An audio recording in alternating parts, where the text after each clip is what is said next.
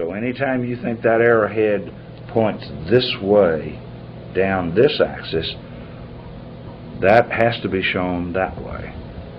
So I'm going to show all of those in tension. This guy's name is EF. This guy's name is EC. This guy's name is BC. They have all been guessed as tension. All right. This free body could be used just like the other one was to solve for the force in member BC. The procedure would be as follows. Who are you looking for? BC. Cover it up so you can't see it. Who's left? Those are the guys you hate. I hate EF and I hate EC. Follow them until they meet at a point.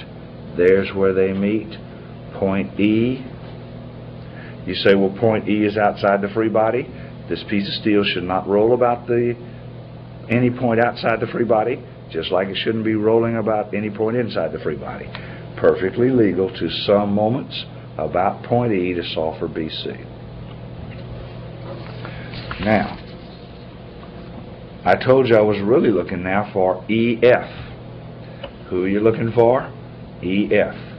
Cover it up. Who do you hate? EC and BC. How do you get rid of them? You follow EC and BC until they meet at a point. They meet at point C. If you will some moments about C, you'll cancel both of those unknowns out, and all you'll have left is EF.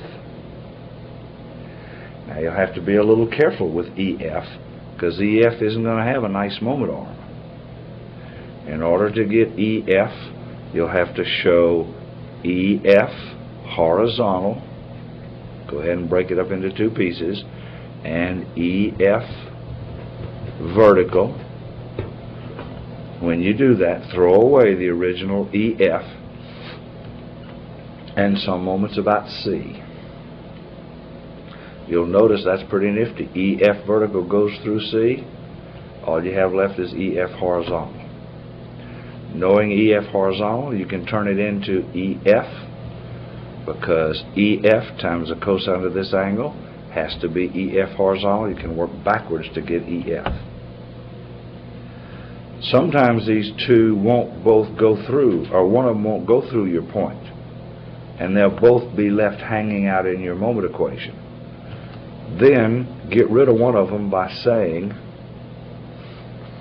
that EF horizontal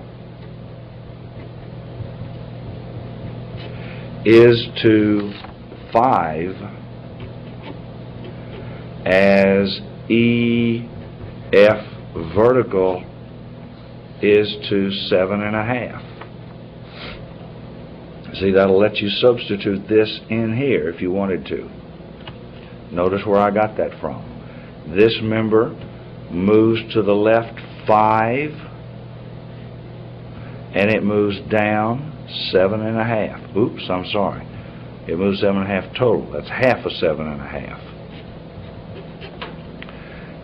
EF horizontal moves to the left 5. When it moves down, half of 7.5. And therefore, EF horizontal is to the horizontal dimension as the vertical component is to the vertical drop.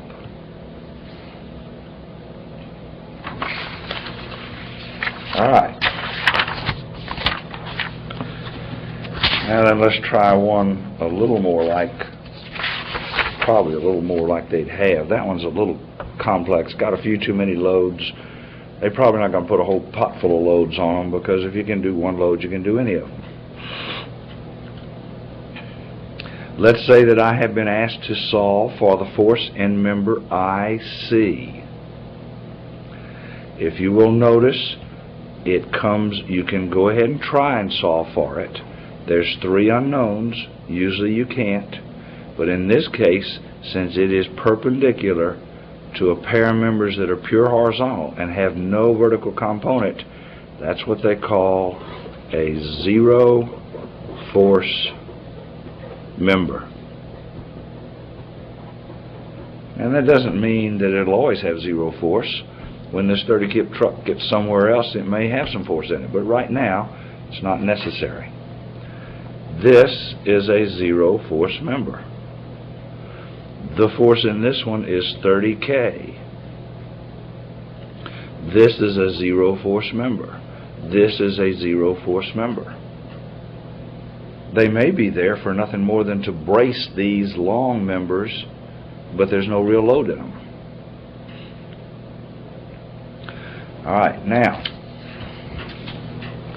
to solve for the force in member IJ, to solve for the force in member IJ, you must cut member IJ. Then, cutting as few members as possible, you would come on down like this, circle either end of the structure, and that would be your free body.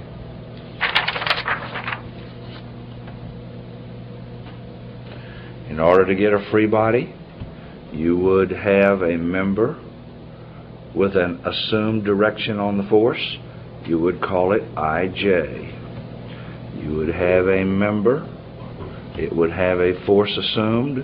If you just always assume they're all tension, you can't hardly go wrong. Then if you get a minus, you know they're compression. His name is CJ. And finally, you have a member CD. Now, I'll assume that you've already solved for these reactions. If you are asked to solve for IJ, cover it up. Who do you hate? CJ and CD. Follow them until they meet at a point. If you will sum moments about point C, IJ will be the only unknown. This force times its moment arm. This force goes through the point. This force times his moment arm. And IJ times that same moment arm is equal to 0. I can use the same free body to solve for CD. If you want CD, cover it up. Who do you hate? I hate IJ and CJ. Follow them until they meet at a point. They meet at point J. Some moments about point J and they will drop out of the equations. Can immediately pick up and get CD. Finally, let's solve for CJ. Who do you want? I want CJ. Who do you hate? I hate IJ and I hate CD. Follow them until they meet at a point. Uh-oh. Being parallel, they'll never meet at a point. Therefore, anytime the two members you're trying to get rid of are parallel, you got a really easy job of it. Just don't talk about going in that direction. Don't sum forces horizontal. What you do is you get to drop back to one of your easy equations. Sum forces vertical or sum forces horizontal. For heaven's sakes, don't sum forces horizontal. Yes, you already know that. Yes, you already know that. They may both be wrong. Don't sum forces horizontal and let them get in your equation. Sum forces vertical, then both of them will drop out of the equation. All right.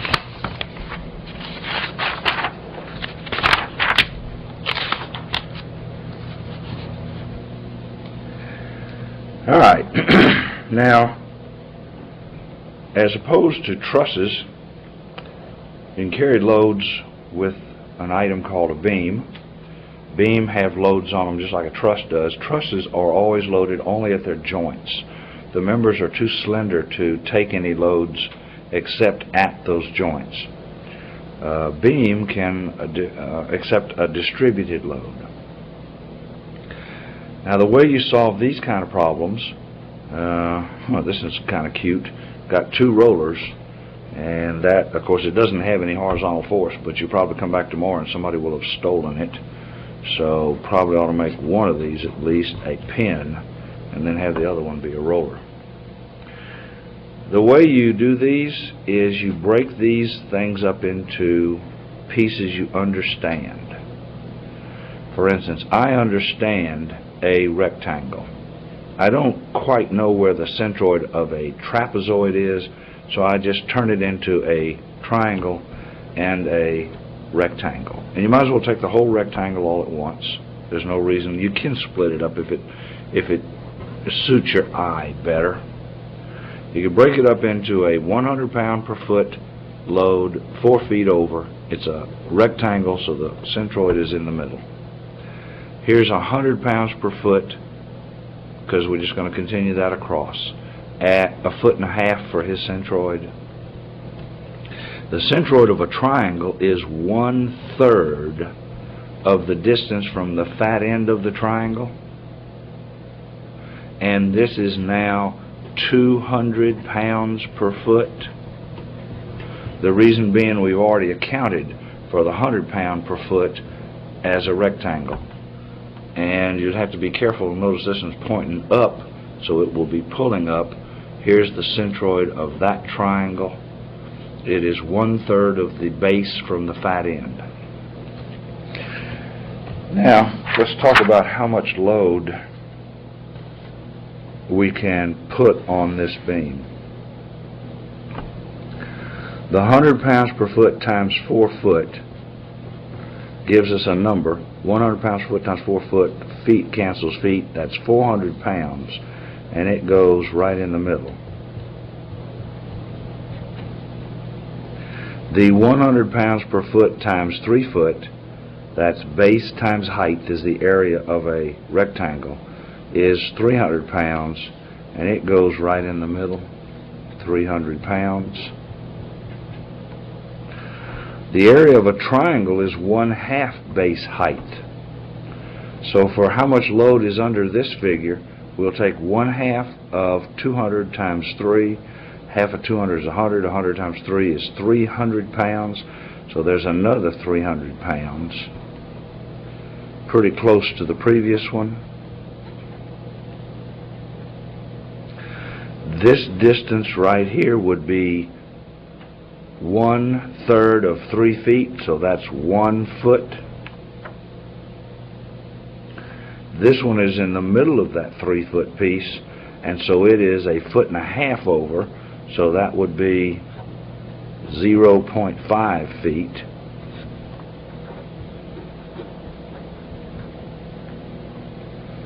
Here's the reaction. We've already used up 1.5 feet, so this is 1.5 feet in here. This one is 2 feet since it's in the middle. Here's this reaction on this end, and here's the triangle load, and it goes right about there. Its magnitude is base times height cut in half. That's 2 times 3, that's 600 pounds.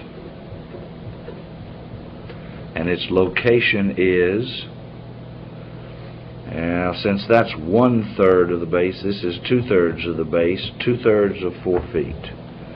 So that's 8/3 of a foot. Whatever that comes out. What's left over here is 1/3 of 4 plus 2, that goes right in here. 1/3 of 4 is 4/3 plus 2. Give me a decimal on that. 3.33. Thank you. 3.33 feet. Probably better to put all this stuff in decimal form. This is the reaction at some point vertical. This is the reaction at some point vertical. You solve this problem by summing moments about point A equal to 0. That's your most powerful equation. It allows you to get rid of one of your unknowns by picking that as your point of summing moments. And then it's just like we did before. 300 times his moment arm, 300 times his moment arm, those are positive. 400 times his moment arm, negative. 600 times his moment arm, negative. RB vertical times his moment arm, positive. Set them equal to 0 and solve for this. Then you can sum forces in the vertical direction is equal to 0 would be equal to minus 300, minus 300, minus so and so and so and so, plus the reaction at A vertical, plus the reaction at, the reaction at B vertical. Alright. Now, sometimes you'll have a concentrated moment on the beam, and that's handled a little differently. I think I'm just going to go ahead and make the free body out of this one itself. That's the reaction at C vertical. That's the potential reaction at C horizontal. It'll be 0 since nobody is pushing horizontally on it. And I'm going to replace this with a single concentrated load. 100 is its height, 0.4 is the base, and 0.4 of 100, that's 40 newtons of force. And now this thing here is gone. That's 0.2 meters and 0.2 meters. Listen, just like all the rest, just need to make sure you know what to do at this moment here. I need a reaction here also, reaction at A vertical. Since it's a pin, one force only. Sum moments about A equals 0 is equal to plus 100 newtons times his moment arm, 1/10 of a meter, minus 40 newtons times his moment arm, 5, 6, 7, 8, 9, 0.9 of a meter, plus the unknown RC vertical times his moment arm, 5, 6, 7, 8, 9, 10, 11, 1.1 meters. Now we've taken care of this. We've taken care of this because he has no moment arm. We've taken care of this. This guy here goes right through that point and has no moment arm. And we've taken care of this. This is our only guy left right here. Minus 2.5 Newton meters. It's not multiplied times the moment arm, no matter where the moment is applied on the beam. The reason is, the 100 Newton guy needed 1/10 of a meter to make a moment. The 40 Newton guy needed 9/10 of a meter to make a moment. He had to have a Newton times a meter, a Newton times a meter. This guy doesn't need anybody to multiply him. He was born a moment. He was born a Newton meter. When you stuck him on there, he was a moment. Therefore, if you actually multiplied him times a moment arm, you'd get something called a Newton meter squared. Nobody knows what that is. So anytime you see a concentrated moment on your free body, just plug it in your moment equation. When you sum forces vertical, here are your sum forces vertical. Minus 100 plus RA vertical. Minus 40 plus RC vertical. And that's it. You do not have anything up and down due to the 2.5. Because it doesn't go up and down. It goes round and round. Alright. The last thing we'll do are frames. Frames are pieces of steel. Unlike a truss never has a load in the middle of the member. It'd collapse immediately. The members are not strong enough in bending to resist that. So rather than being a nice slender piece of steel here, this is probably a 2x4 or something like that. You'll also notice member ABC is all one piece of steel with a pin at B. And member CDE is all one piece of steel with a pin at D. That means member AC is loaded in the middle of the member. That makes this not a truss. It is a frame. Now you can solve for these outside reactions many times by your equations of statics. Here's a pin. You'll notice that I put an AX force and an AY force, because every pin can have two forces. I also have an E vertical force at a roller perpendicular to the floor.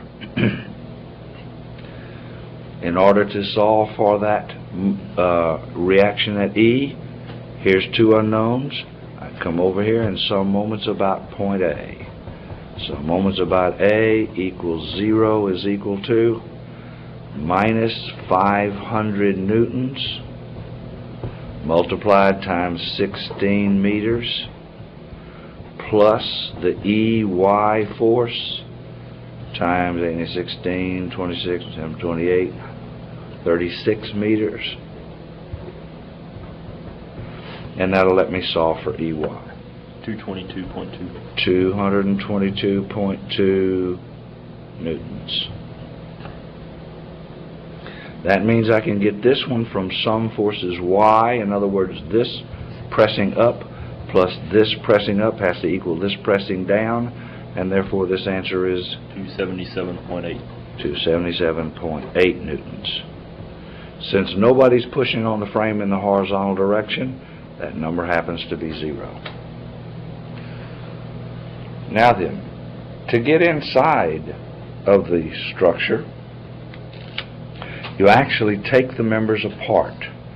You actually come over and you draw this member by itself, and you draw this member by itself, and you draw this member by itself.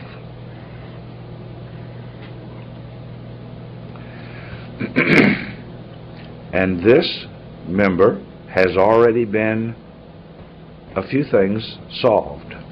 This is 277.8. This is 0. However, by separating these two members, you have opened up a pin, and there is the potential. You'll notice I put an arrowhead on it. You'll notice it's probably wrong. You'll notice I gave it a name. Without that, you're doomed. Since you opened up a pin, there are two potential forces at that point. There's my guess for the arrowhead. His name is B vertical. You opened up the pin at A. There's my guess, A horizontal. Here's my guess, A vertical. And you need dimensions, or you'll go crazy. On the free body, this dimension is 8, and this dimension is 10. And across the structure, this dimension is 8, and that dimension is 10. Alright, now then. Darn, I gave that A really bad name, or that force there, because that's pin C. That ought to be C horizontal and C vertical. We already got an A horizontal and A vertical down here.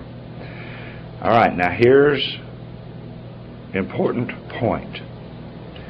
If you think someone is pushing up on this member, the only way you can push up on this member is if you'll let somebody put his feet here and push down. You must show that other force, or that force, on the other member in the other direction. If you don't show it in the other direction, the solution will be wrong, and even statics won't tell you it's wrong. It'll just all work out. The reason is if I told you to stand over here and push up on this steel pin, the only way you could do it is if I let you put your feet, and your feet will push down on this one. By the same token, if I tied you to this thing here with a piece of rope and said, put your hands out and pull this member to me, and you pull that member towards you, the only way that can happen is if you pull on this member. And his name is C horizontal. Then here has to be B horizontal And here has to be B vertical. And then on this one, you may look at it and say, well, since he showed this up, he'll be showing this one down. Not so. This one gets shown up. And the reason it gets shown up is because it's the same member. In other words, if EY was guessed up, or even if it is proven to actually go up on this member, and you merely redraw the member like a ditto machine or like a Xerox, you wouldn't expect this arrowhead to flop on the Xerox. You just redrew the member, you redraw the force. Then why do these not match? The reason is because if this goes to the right on this member, it goes the other way on the other member. From then on, it's simply a matter of putting everybody in equilibrium. You have found that this number is 278, pretty close. You have found this number is 0. You have found this number is 222. Now, these can be put in equilibrium by statics. But your sum of your moments equation is always the most powerful equation you've got.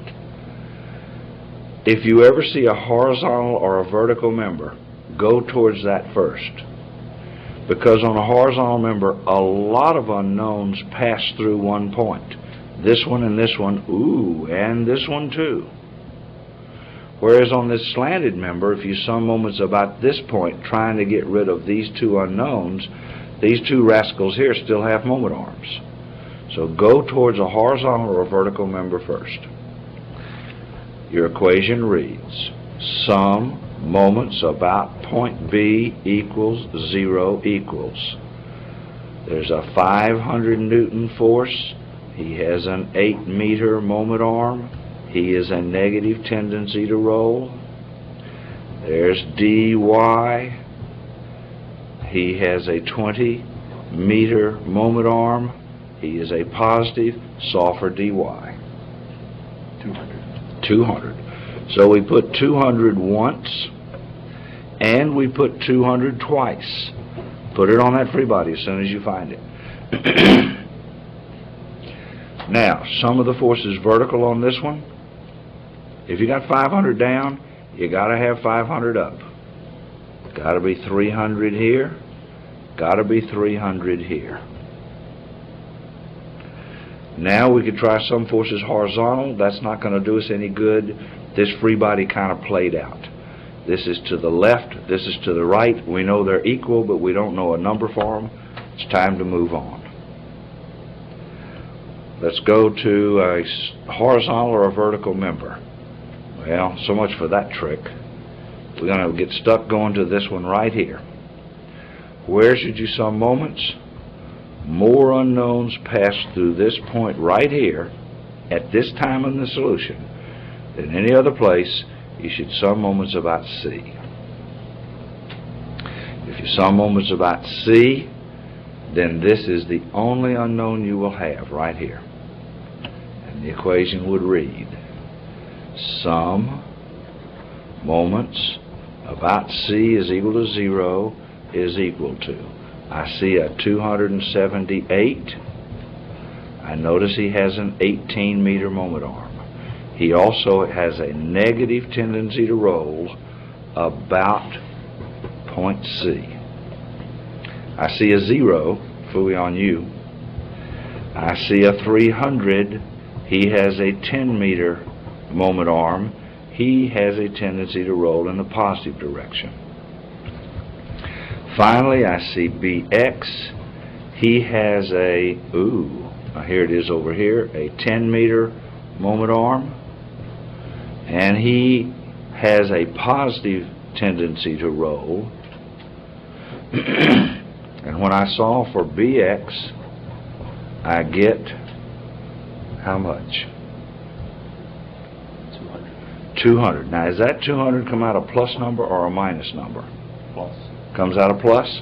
All right, that's kind of a shame. It would have been nice had it come out of minus. Had it come out of minus, I'd have been able to show you what I had to do with this arrowhead.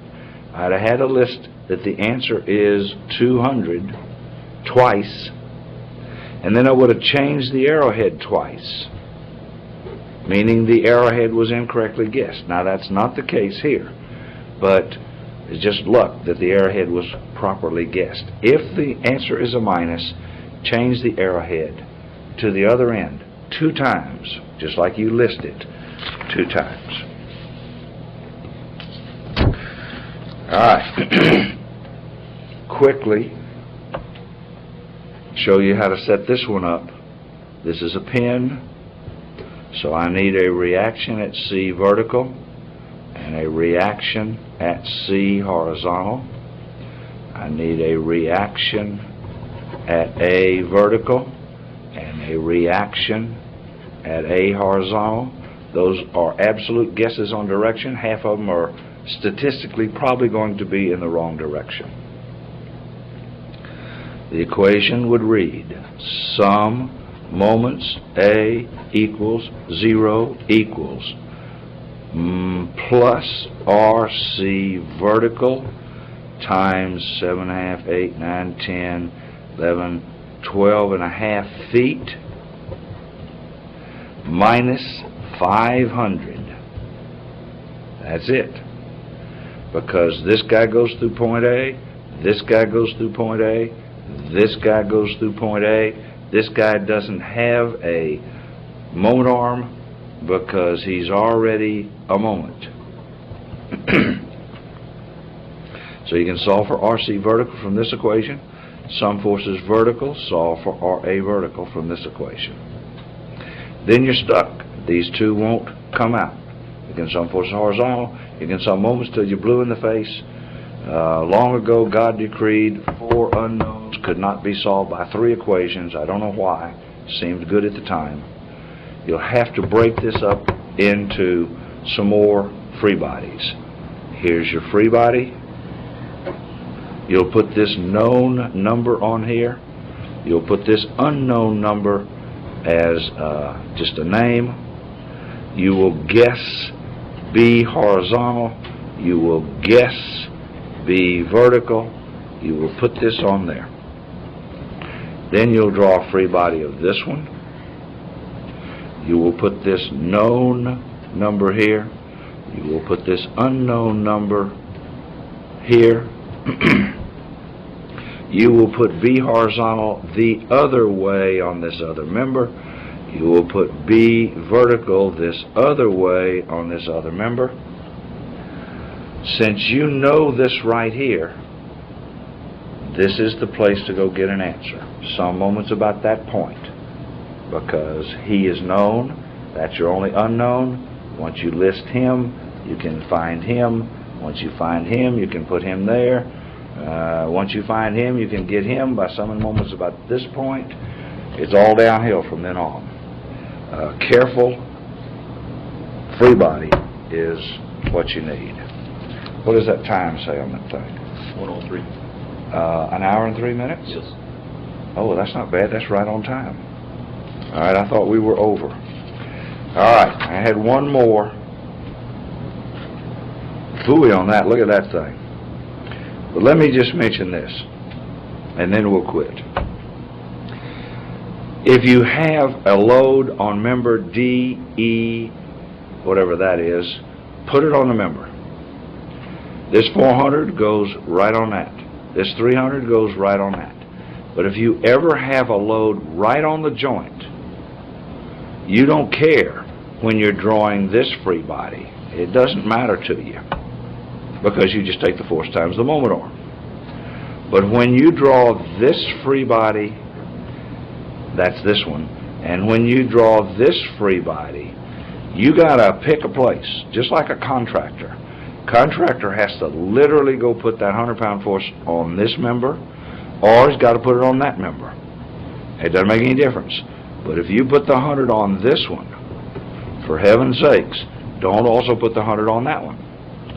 Now what the steel pin does is the steel pin causes a D vertical and here is a D vertical. And then of course here is a D horizontal, and so here is a D horizontal. But that either has to go on this guy or it has to go on that guy once you split him up. That's important. The contractor wouldn't put it on both of them. He couldn't. He either puts it on one or the other. You have to do the same thing. All right. Well, we've covered enough statics to make you dangerous. Maybe even if you've picked up a few points. I know a guy who took this quiz 3 times. Was kind of interesting. He went back. You can do this. You can go look at your quiz. If you do not pass it, see what you did wrong, see where you need to study. It's a good idea. In his case, he thought if he had gone and complained a little, he might have got it, because he was only 2 or 3 points below where it should have been, and he kind of questioned a couple of the grading. I'm not saying you ought to do that, but I'm saying that coming to these sessions and really studying this stuff, it may only take you 2 or 3 points to make the difference between pass and not pass. I guess this is probably a normal distribution curve, you know, and I don't know where the pass rate is. Oh yeah, I forgot to tell you, go down there, thank you. But 2 or 3 points, there's a lot of people in there. You know, it'd be better to be on that side than to be on that side. So I wish you every luck in the world. You can give me a call if you like. I believe Nancy will be getting email addresses from us. I have her email address. Some other information you might find at our website. The website is engineering, engineeringregistration. It seemed like a really good name till we had to type it out a bunch of times. Engineering registration at Texas A&M University .educational. So if you have access to the web, you can go there and find general information on the quiz. There's a bunch of good links to other sources. The people who make out the quiz, we link to them. The state of Texas information, we link to them. We also link to a bunch of publishers who publish very good EIT and fundamentals review manuals. And I will probably see you Wednesday night to go over this information. And